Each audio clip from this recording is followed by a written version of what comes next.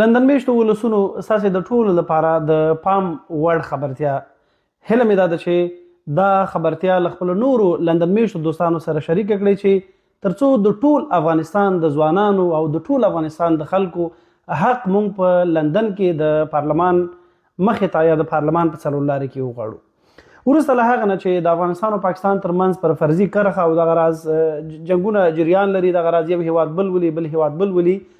د پاکستان یو پاکستاني الاصله ښځه چې شبانه محمود نومیږي، دا د انګلستان د کورنیو چارو وزیره ده.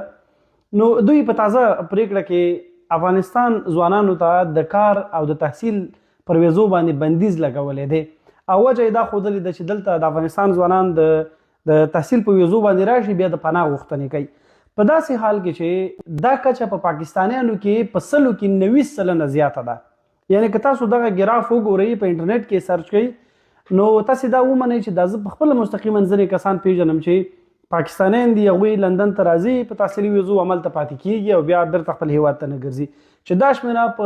په پاکستانیانو کې نهایت زیاته ده. په ډېر سپین سترګۍ سره دوی ویلي دي چې ولا افغان ځوانان دغسې کار کوي. نو فی الحال په تحصیلي ویزو بندیز دی او په پام کې ده چې په کاري ویزو باندې هم بندیز ولګېږي. نو د ټولو لندن میشتو ولسونو نه زما تقاضا غوښتنه ده چې دغه بینر چې ډیزاین شوی دی د روانې مارچ میاشتې په 18 نیټه باندې د سهار له 11 تر 3 بجو په دغه ادرس کې د پارلمان څلور لارې ده، د پارلمان مخه ده، دغلته ټول افغانان راټولیږي او د خپل حق غوښتنه کوي. زما هیله دا ده چې دا زموږ ستاسې د ټولو مسؤلیت دی او په دې کې هغه ځوانان چې لندن ته را روان دي د تحصیل لپاره، د کار لپاره،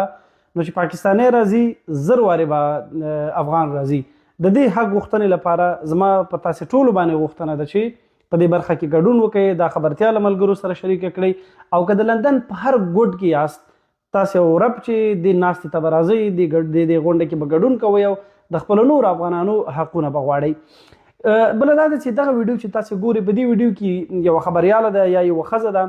او مستقیما د وزیر نه پوښتنه کوي چې ولې تاسې د نورو هیوادونو لپاره داسې چاره نه ترسره کوئ، پر افغان ځوانانو پر افغانستان مو دغه بندیز ولګو.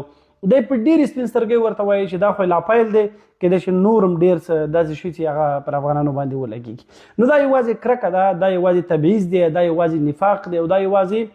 د ټولو نړیوالو نورمونو نه یو خلاف عمل دی چې د افغانستان سره د روان جنګ